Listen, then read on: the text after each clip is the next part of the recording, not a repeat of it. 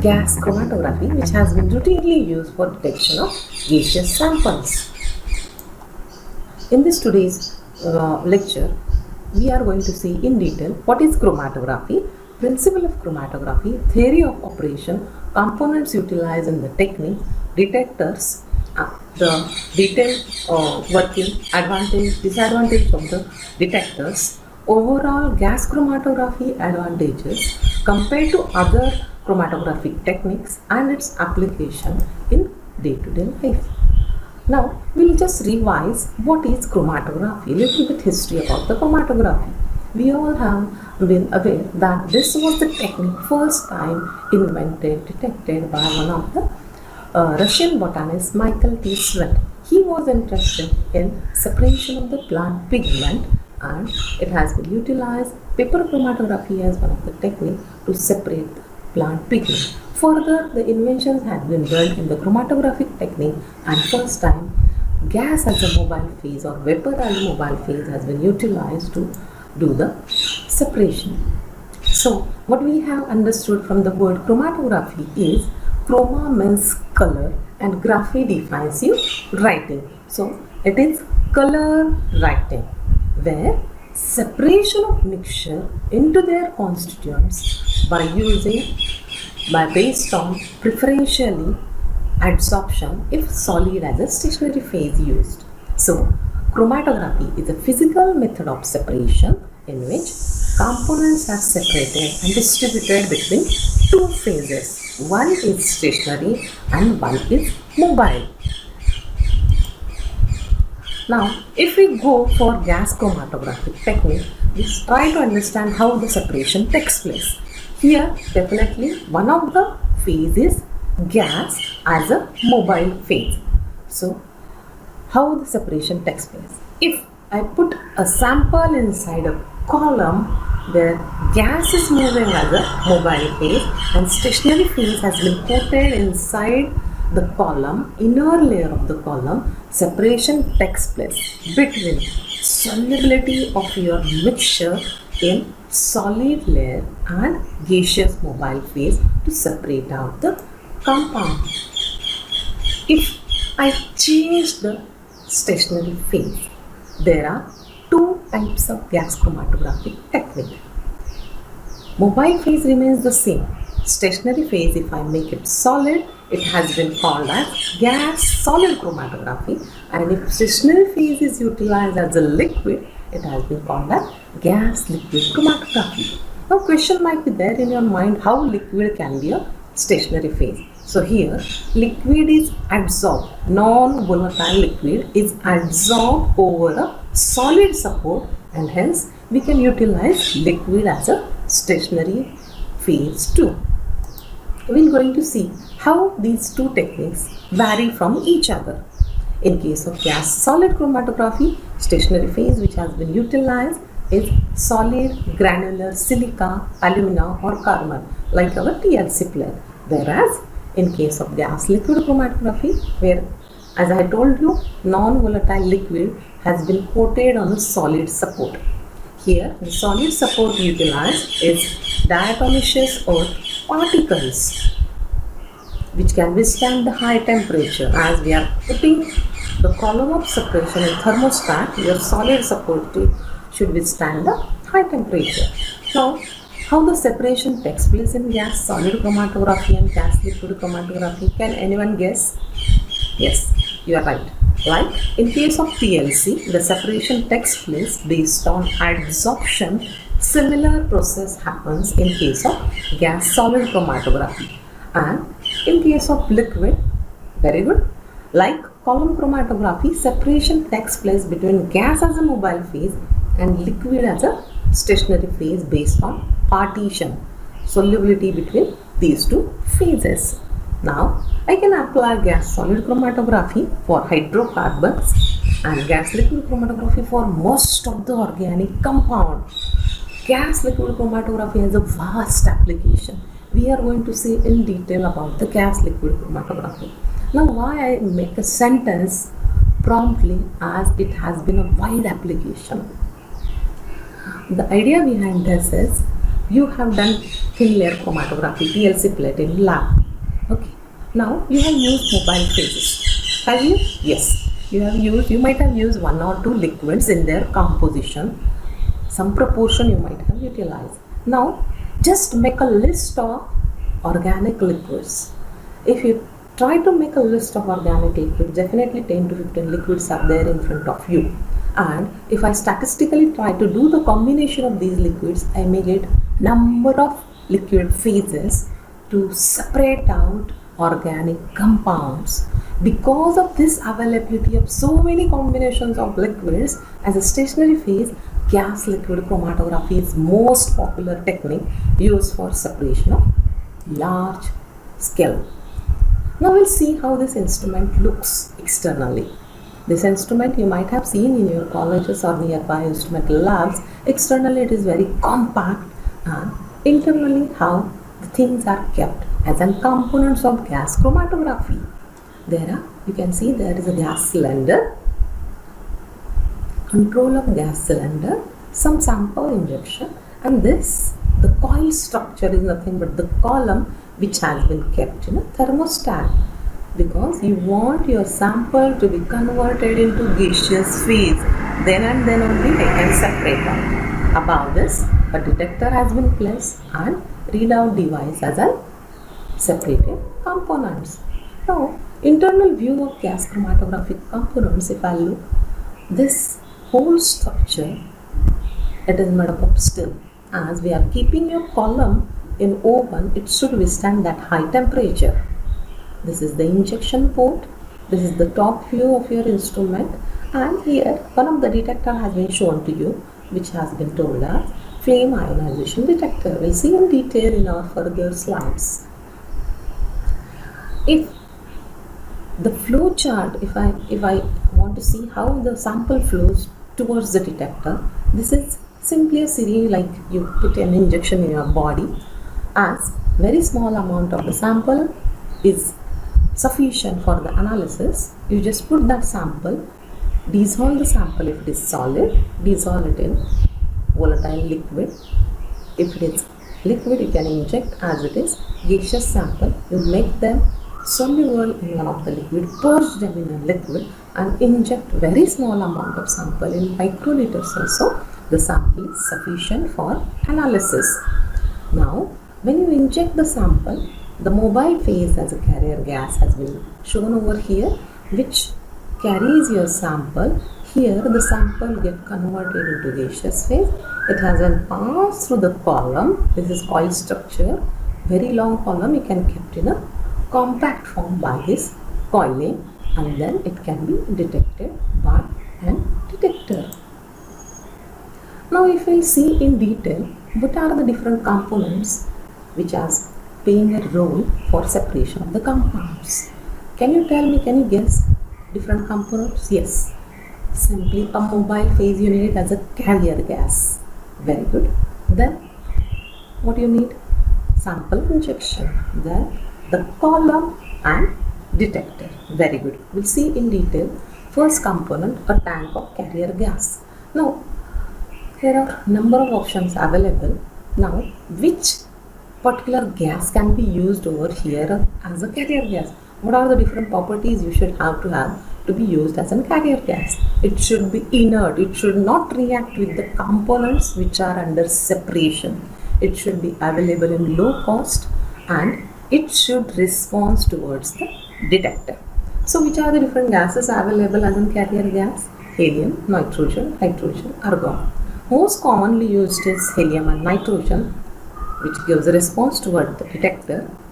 Hydrogen we can utilize, but because of its one of the disadvantage, because of its explosive hazard, and it will cause the storage difficulty. So we prefer helium and nitrogen as carrier gas. Now when we pass the gas, here the regulator has been shown to you. What is the purpose? Because if you pass the gas with very high speed, we cannot able to detect the separated component. So low density shows you better separation. The flow should be low.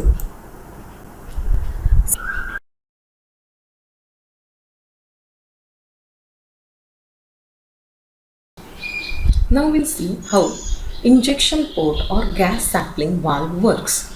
It is simply a syringe through rubber septum. You are inserting a microliter of sample inside the column on a heated loop. Now, when the syringe or only the carrier gas is flowing through the column and detected by the detector, the loop structure is like this. No more sample system has been in contact with the column, whereas in second picture you can see the sample loop has been in contact with the mobile phase and column, where you can inject the sample loop, you can inject the sample and you can carry out the analysis by flowing the carrier gas. Now how the column works. Which are the different types of column available to carry out the separation? There are two different types of the column available to carry out the separation. One is capillary column, which is fabricated from capillary tubing. It is very thin, having very high efficiency with extremely small sample, whereas packed column are routinely used because they can withstand a high temperature, made up of stainless steel or copper tubing, folded, coiled, stable at very high temperature, ideally for gas chromatography. So it has been routinely used packed column to carry out the separation. When you are carrying out the separation, or when the injected sample converts into gaseous phase, the velocity of the compound should be very slow to separate or take a time to separate itself between stationary phase and mobile phase. Now when the carrier gas is flowing, you can see the yellow part is nothing but the part which has been detected in along with the gaseous phase, and when it has been detected, when it has been passed, the amount or the peak area tells you the amount of the compound which has been adsorbed to the stationary phase. The core peak has been stick to the stationary phase. So if your compound is less soluble in gaseous phase, it will stick to the inner side of the stationary liquid which has been adsorbed over diatomaceous earth particles and which are separated from the mixture. Now, what are the factors which cause good separation in a column? Definitely a particle size and surface area of inner solid support. Rate of flow of carrier gas. If I increase the rate, gas molecule will fastly move and detection will be difficult for us. If rate of flow is slow, it is possible to carry out better separation. The types of the stationary phases utilized, that means the liquid which is adsorbed over a solid support, which should be highly volatile, it should be non-volatile. If it is volatile, it will convert itself into gaseous phase. Length of the column, if length has been increased, we have learned during our matchbox model that height equivalent theoretical plates, if I increase the number of height equivalent theoretical plates, I can achieve the efficiency of separation. Column diameter, smaller the column diameter, it will take time to flow. The compound column temperature, it should match with the melting point of your compound or boiling point of your liquid which is inserted from the column. The requirements of detector. Further, when the separation takes place, how the detector should work? It should be highly sensitive, stable, capable of operating at maximum suitable temperature, easy to operate, and which should give an output signal which is linear function of concentration. If I increase one of the component, it should able to show me increase in height of the peak or increase in height of the concentration. We'll see how it should give the linear response. Now, which are the different detectors available for me to detect the sample? There are three different types of detector: thermal conductivity detector, flame ionization detector, electron capture detector.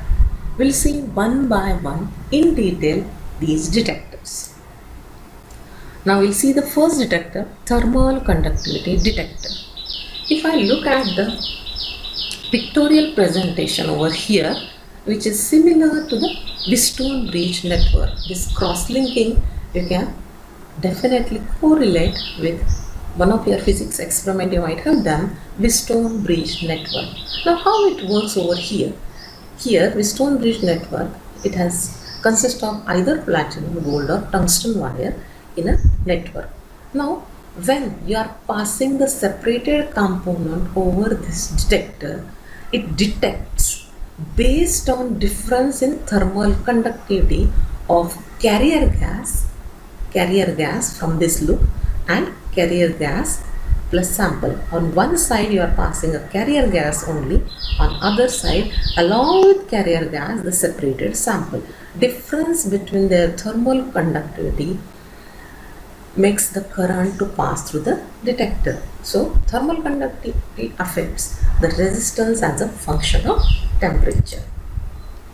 The advantages of this detector, it's very simple, inexpensive, it is accurate in detection, it doesn't cause any destructiveness of the sample. Sample as it is has been detected. It has been not converted into any other compound or form. It detects CO2 in few gases too. The disadvantage is it's less sensitive. Can we increase its sensitivity if I use helium as a carrier gas? Now we'll see the second detector, that is flame ionization detector. You might have done some test with the flame in the lab. You might have done the borate detection test. You might have prepared a paste of borate in ethanol and you have seen the fluorescent green flame, where what happens? The compound get converted into ions. Similar, when you are passing the separated components from the column through this down tubing which comes in contact with the flame, it forms ions. These ions are collected and detected by your detector, that is flame ionization detector. Here, large number of organic compounds get pyrolyzed when introduced in flame and produce ions. These ions are collected towards the respective electrode and potential difference between the electrode cause resulting current. This particular signal is amplified through amplifier and change in conductivity of the flame when composition of gas mixture is changed. There are some advantages. It responds to the compounds that produce ions when it is burned in H2 air flame. All organic compounds get converted into ions. So it has been utilized for detection of most of the organic compounds. So you might have seen in the market, if you see the gas chromatography instrument, most of the gas chromatography instrument had inbuilt a detector as FID, that is flame ionization detector, as it is suitable for detection of organic compounds. It is highly sensitive and gives linear response, which is one of the property you are interested in. Disadvantage is it's slightly complicated, expensive, it causes little bit destructive in the sample, functional groups like carbonyl halogen amines are not detected. The third detector available is electron capture detector. Name itself tells you, it captures the produced electrons and causes the detection. When the separated component along with carrier gas comes in contact with this detector, the beta emitter causes production of free electrons. It causes production of free electrons which are collected at the anode and which generates the background signal to detect the sample as electron capture detector. It is highly sensitive detector, selective towards analyte of electronegative functional groups such as halogen, peroxide, nitro, etc.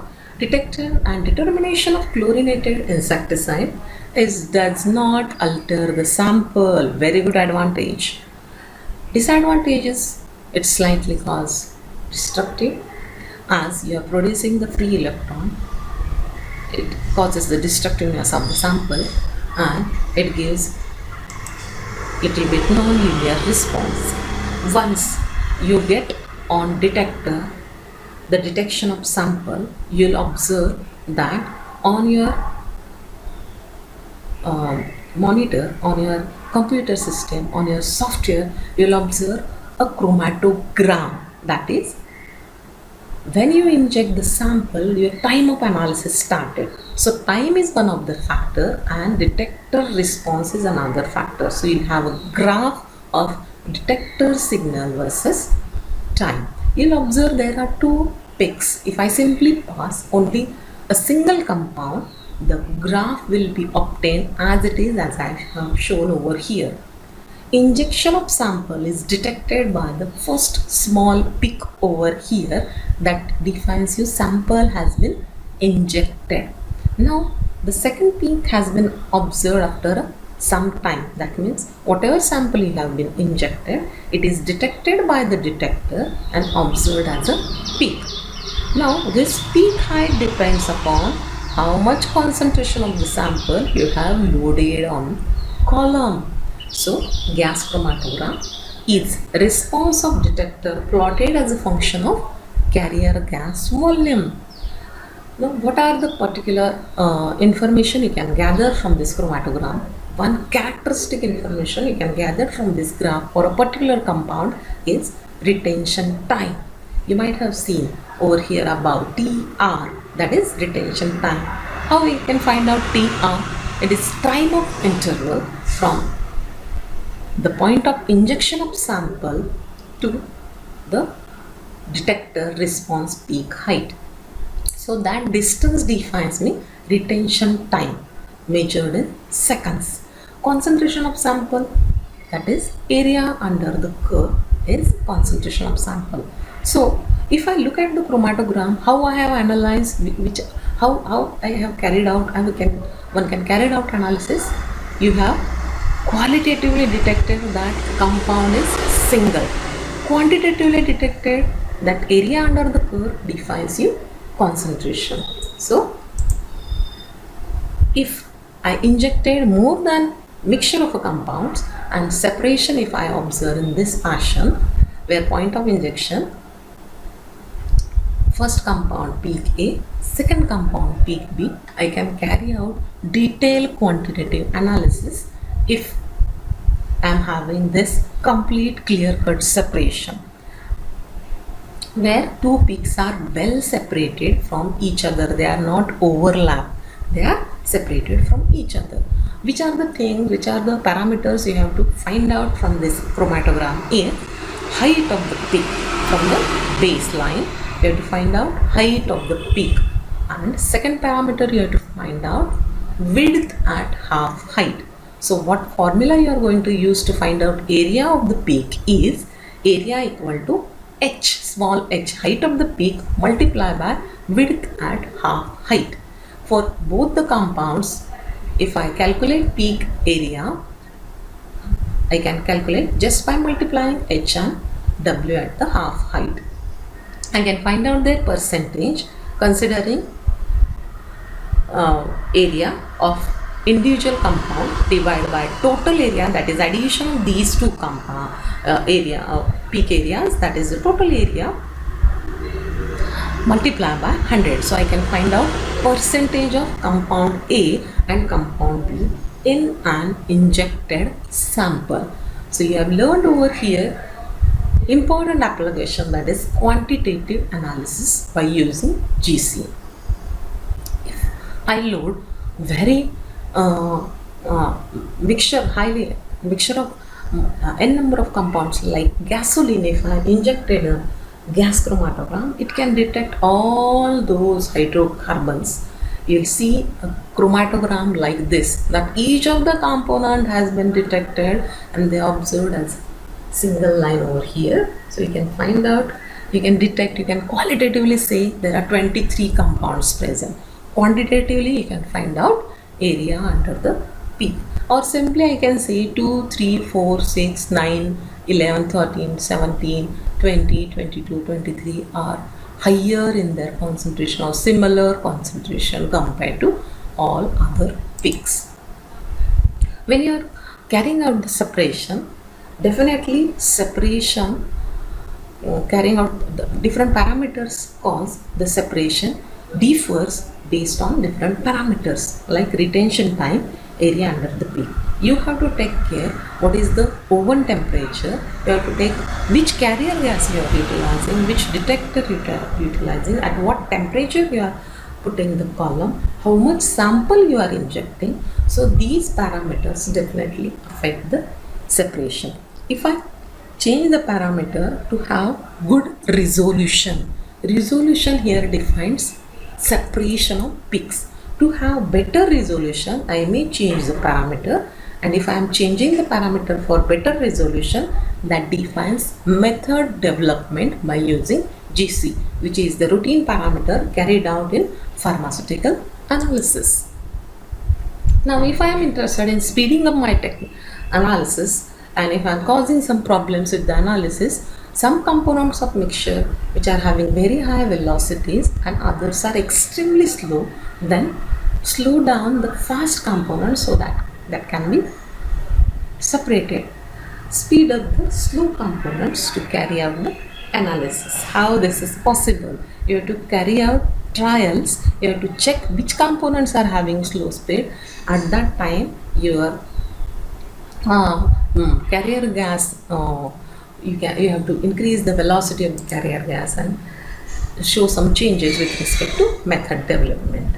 Now, if this is the particular process of the analysis, how I can carry out apply this knowledge for detection of different gaseous samples. I can apply for aromatic compounds, that is perfumes, where different compounds are highly volatile and converted to gaseous phase. I can detect their concentration, flavors and fragrances. Air pollutants, definitely air sample are analyzed by gas chromatography. Hydrocarbons in petroleum industry, as we have seen one of the gas chromatogram of gasoline. Analysis of alcohol in blood sample. Pesticides, herbicides, PCBs and dioxins. Dissolved gases in water, that is water analysis. Fatty acids in oils. Separation of amino acids we can carry out. Determination of formaldehyde and phenols in phenol formaldehyde resin. So, to carry out this or apply the knowledge of GC to all these different day-to-day life parameters, we have to have a condition that compound must exist in gaseous phase at the temperature of column. So, advantages of gas chromatography compared to other techniques, that we can carry out qualitative analysis, quantitative analysis. It requires very small sample, little bit preparation, good to separate out very complex mixture. Here, I just want to quote that you might have learned some azeotropic mixtures like water and alcohol, where alcohol is always associated with little amount of water. This is called azeotropic mixture, where both are showing it is impossible to separate out such mixtures. So you can carry out their separation over here. Results are rapidly obtained. It has very good precision. Instrument detects with very high sensitivity for the organic mixtures of low concentration. Equipment is not very complex. Method is applicable to almost 60% of organic compounds. Separation of isomers. You might have cis and trans isomer, E and Z isomer. They are associated. Their preparation. If we detect by RNMR, you'll see that the structural formula, molecular formula is seen. There is variation with the structural formula. So these isomers we can separate by gas chromatography. So you have today, I'm sure that you have liked this particular presentation. Please press the icon and subscribe my channel. Thank you.